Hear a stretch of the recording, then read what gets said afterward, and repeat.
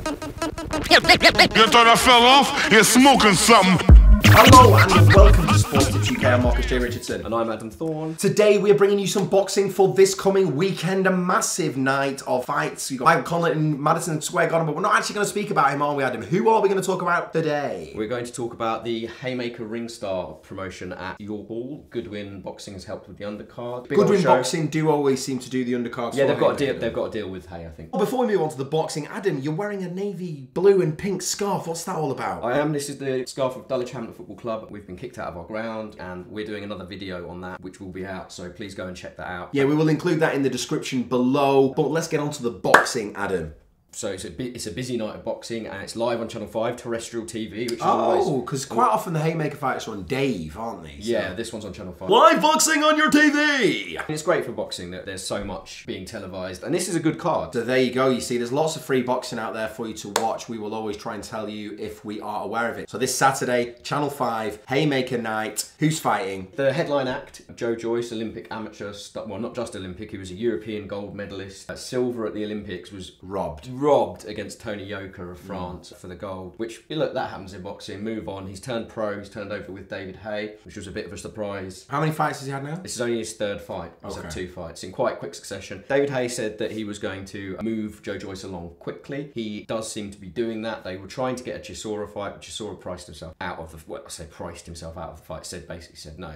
This Saturday, Joe Joyce has Donnie Palmer, who is 6'10", American guy, ex-army vet. How tall is Joe Joyce? 6'6", combined height of 13'4". Quite a tall pair of chaps. Donnie Palmer, he's 9-1-1. He's got 8 knockouts. He's a live opponent, basically. Joe Joyce has also done World Series boxing, which is somewhere in between amateur and pro. So Joe Joyce has got a wealth of experience. I mean, he's no spring chicken. He's like 32, 33, something like that. But a lot of boxers nowadays are coming to it quite late. Yeah, the longevity is more, and he's a heavyweight, and heavyweights famously, a bit like goalkeepers, as you know, they peak later in life. So, there's still hope for you. Yeah, Joe Joyce is, This is a live opponent. I mean, he fought a live opponent in his first fight in Ian Lewis. I'm hoping that all opponents are alive, Adam. No, but okay, so it's a boxing phrase. Live opponent means someone who's actually coming to win. Now, so yeah, as opposed to just his last opponent, getting numbers up. Yeah, his first opponent, Ian Lewis, was a live opponent. Was a good test. Joyce was criticised for how he performed, but I actually think considering the level of opponent for his first fight, fair enough. There was. But for a third fight, it's very early for him to be getting a live opponent. Well, as I say, it's his second live opponent, and Donnie Palmer, the fight he lost, he drew his debut, went on a streak of wins, knockouts. He then fought another guy with a decent unbeaten, well, not unbeaten, but another live opponent, and lost a split decision. Now that was in some ballroom in America. That could have been a robbery. Yeah. We don't know. It could have been like Tony Milch a couple of weeks ago. It's just one of those fights. Yeah, could be exactly. He's 6'10", and he's saying that his height is going to be what wins the fight for him. He thinks that Joe Joyce won't be able to cope with fighting someone who's actually bigger than him for once, because Joe Joyce at 6'6" is a big guy himself. Now, I've never seen Donnie Palmer fight. He was supposed to fight on a Hellraiser show actually, but didn't. I don't know why. I don't know what his chin's like. You can bet your bottom dollar that David Hay, with such a talent as Joe Joyce, his matchmaker is going to be on point. He's going to have worked out that this guy's going to test him in certain ways. It has to be a live opponent for it to be a main event at a Haymaker show that's going to be on TV. But at the same time, as you say, Haymaker's very shrewd, and he knows that he's bringing in a guy that Joe Joyce should be able to deal with comfortably. Yeah. It's basically what you're saying, Adam. Yeah, and I think that often with these guys, when you get a bit like in the Joshua Buatsi with Jordan Joseph on the British Beef undercard. Jordan Joseph had a decent record. He came to win. Now, fighters who come to win don't sit on the back foot. They come and have a go. Which actually opens them up. Which was exactly what I'm going to. Well, yeah, good point. That's exactly what I was getting at. If Donnie Palmer comes and tries to open up and isn't negative, I think he could get got quite quick. Knock the fuck out. He's not been knocked out yet, though, has he? No, he's not been stopped. It was a split decision. He seems like a really nice guy. Obviously, really interesting story with the army stuff. Come over from America to England. He says, take a piece of the heavyweight pie in the UK. If he beats Joe Joyce, I mean, the whole world is at his feet. Yeah. So would you say that a potential decent bet might be just a TKO or KO from Joe Joyce at some point in the fight? Yeah, I would say. That's not a bad stoppage win. But a definite Joe Joyce win. Yeah, it would be like... You'd put your Dulwich Hamlet scarf on it? I would put my Dulwich Hamlet scarf on it. Excellent. Okay, moving on then. What else is happening that night? Well, I mean, basically the most competitive fight on that.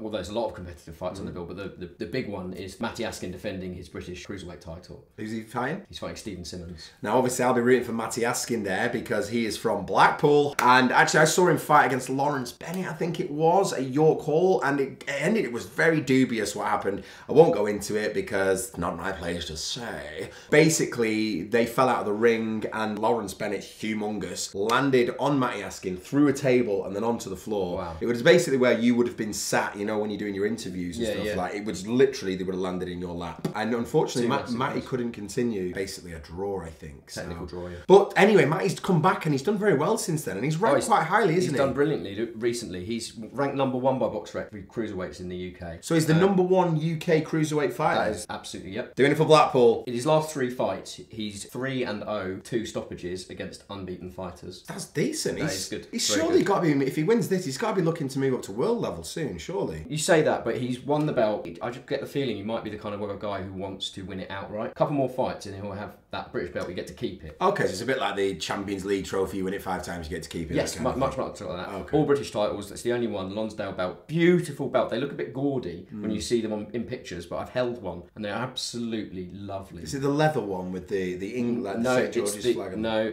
that's the English title. The English title? It's the one with the red, white and blue background and the gold with the Lord Lonsdale portrait in it and they carve you in that. Honestly, if you've seen them on telly and thought, oh God, that strap looks a little bit... So I think actually the fight I saw Matty Askin, it might have been for the English title then, if I remember rightly. Yeah, it was. Yeah, he did win the belt a few fights after that, so he is an English champion and a British champion. I'm excited for this fight. I think it's going to be a good fight. I don't think Steven Simmons should be overlooked. He's got a good record himself. He's 18-2. Wow, that's not a bad record.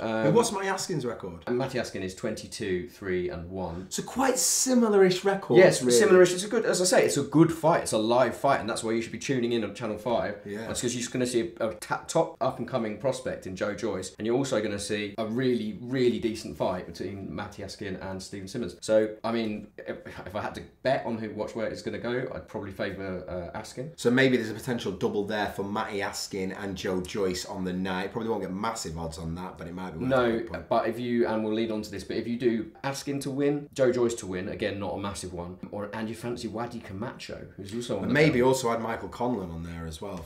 Maybe add Michael Conlon on. So there's odds available for WADI Camacho. Yeah, as I mean, well. you have to double check this, but because I checked the other day, he wasn't the favourite. But that might change. But the odds do change back and forth a little bit, and sometimes they're not actually on, say, odds checker and things like that. But then on the day, quite often they add a few more extra fights. So do keep an eye on that. So you just mentioned WADI Camacho there. Obviously, he's a Goodwin fighter and Team Southpaw Jab member. What is he? Southern area title holder. Southern area cruiserweight title. Okay, and is the title on the line? This title is on the line. Yeah. So yeah, good luck in that WADI Team Southpaw Jab. So anyone else you want to mention who's fighting on that night? Yeah, another Team Southpaw Jab member, Ricky Heavens. Good luck in your 6th fight, Ricky. He's 4-0-1, so he's undefeated. He's had 1 draw. He's got a tough fight in Jordan Granham. Oh, we saw Jordan Granham a couple of weeks ago on the Hellraiser Titanium night, and he is durable. He is really durable, so that'll be a good test for Ricky. Good luck, obviously, to Ricky and WADI. Hugely looking forward to seeing them fight as well. And good luck to Matty. Blackpool. Thanks for watching, guys. We do hope you enjoy the boxing on Channel 5 this Saturday. We'll certainly be tuning in. Plenty more videos.